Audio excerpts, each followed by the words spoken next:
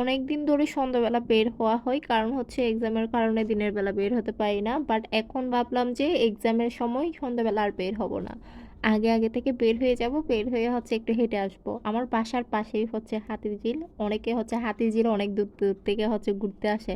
আমার কাছে এগুলো কিছুই না, কারণ হচ্ছে আমার বাসার পাশে রেগুলার দেখা হয়। আর প্রচুর ঠান্ডা লাগছে আমার, মানে ঠান্ডার জন্য কথা বলতে পারতেছি না, হয়তো বা আমার কণ্ঠস্বরটা শুনেই আপনারা বুঝতে পারছেন আমার গলার অবস্থা খুবই খারাপ, খুবই জঘন্য। আর হাতে জেলে আমার বিশেষ করে হচ্ছে দুপুর টাইমটাতে হচ্ছে একটু বেশি ভালো লাগে। আর আমি হলাম একা একা ঘুরতে প্রচুর লাইক করি, আমার ভালো লাগে একা একা চলাফেরা করতে, কারণ হচ্ছে কোনো ঝামেলা নেই, একা একা চিন্তামুক্তভাবে হাঁটবো।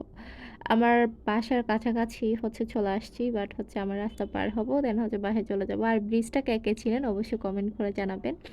আর আমার বাসা না যদিও, এটা